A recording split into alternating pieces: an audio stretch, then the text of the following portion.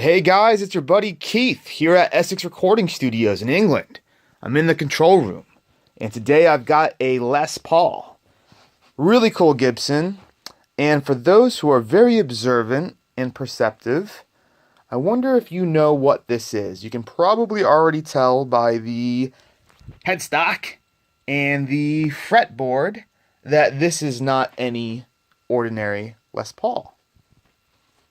The body looks like a studio, doesn't it?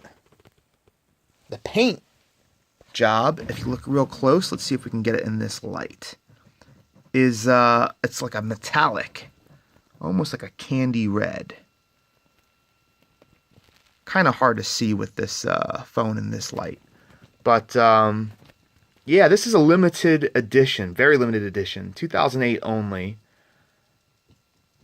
And it's essentially a studio that was put on steroids.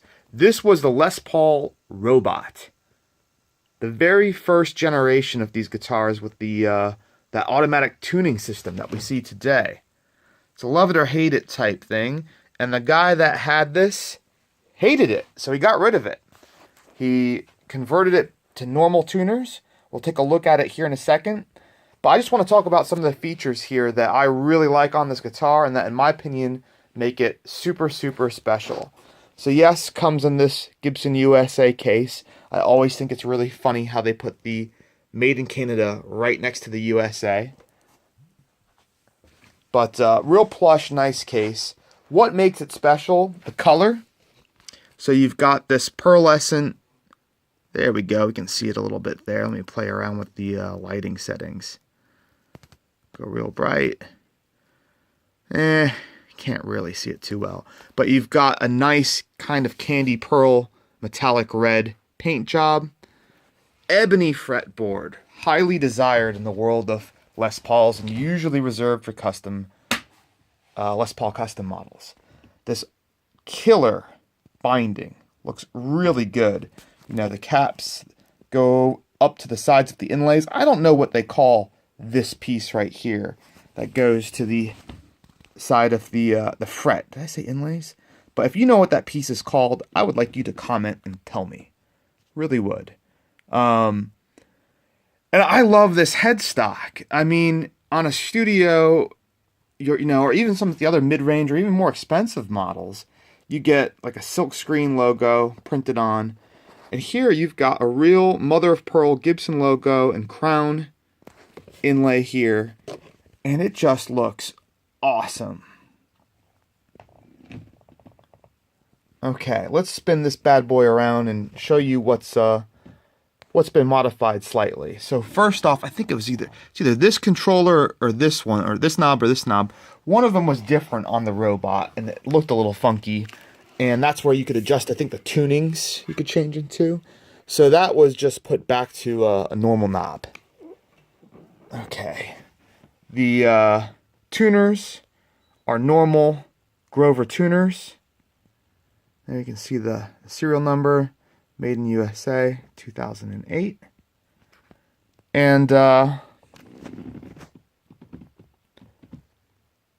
yeah, and here, I believe this is normal on the robot guitars. This is like a see-through control cavity. And if you look, you can see the Gibson logo on the pots there. But yeah, so essentially, you've got yourself the world's coolest limited edition Les Paul studio with custom shop appointments. And I love this color.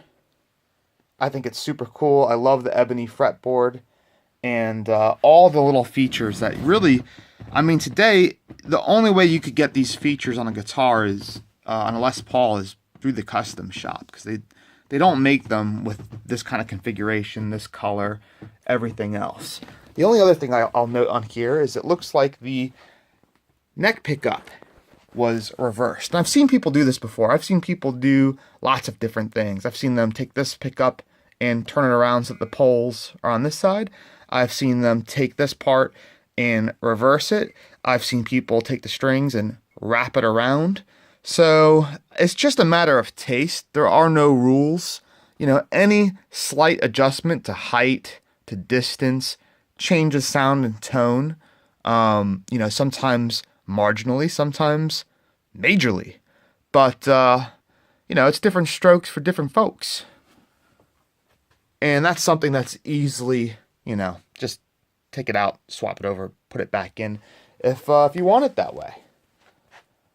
But yeah, guys, that's the guitar. I hope you have a good idea of what it's like in person. I think it is stunning. It's totally beautiful. This thing has not been played much. I mean, you can see from the hardware, there is like no corrosion. There's no dirt or grime. There's no fret wear. There's a few light marks like in the lacquer on the body. But I got it from a guy who collects lots of guitars and does not play any of them. And I bought this along with another 2 guitars from him. So yeah.